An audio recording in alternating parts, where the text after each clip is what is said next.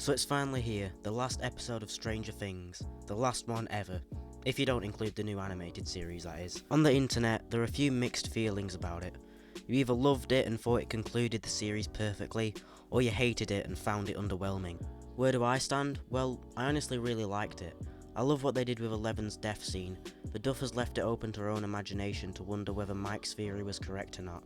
Instead of just confirming her as dead or alive, they did something unexpected and unique. It keeps people guessing and thinking about Stranger Things even after its end. The different endings we got for each character were all beautifully crafted, and it really showed how even after everything that happened, they can all move on with their lives. The fact that Jonathan, Steve, Nancy and Robin decided to continually meet every month or so warmed my heart. Sure, they'll all make new friends, but no one can replace the shared trauma, as Murray would say. On the topic of Murray, where was he? Why didn't he get his happy ending? I understand that he's a side character, but come on, he's been here since season 2. He was introduced the same time Max and Billy were. It would have been nice to see him tear down all his conspiracy boards and finally relax. Talking about side characters, what about Vicky, Sam Owens and the rest of the Turnbow family? Did Owens die in the underground lab? Did Robin and Vicky break up? Are the Turnbows now just rotting corpses in the barn? Who knows? I get it, the show had a lot to cover in its final episode, but they defeated Vecna in the first hour.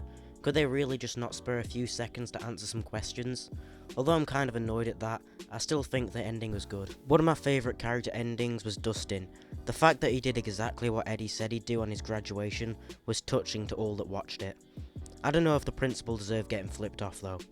The rest of the gang's reaction to Dustin were hilarious. Now that Steve works at Hawkins High, it really ties the series full circle.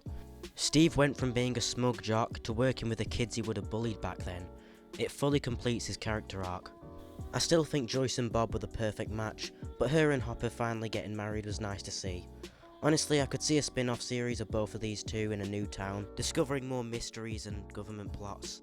Joyce getting the final hit on Vecna was probably the best part of the season for me. Others might not agree, but I think Joyce deserved to chop his head clean off.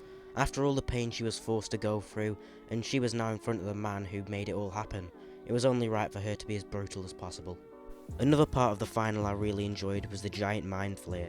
It gave me major flashbacks of the meat puppet from season 3. The way it was revealed to be Vecna's fortress the whole time was both surprising and terrifying. The mind flare is one of my all-time favourite villains from everything ever. Seeing its true and most powerful form was spectacular. While watching I was wondering how on earth any of the cast could beat it, and sure its death wasn't the most exciting or well done, but it was a nice addition. Although I thought the final could have been a bit better, I'm still happy with what we got.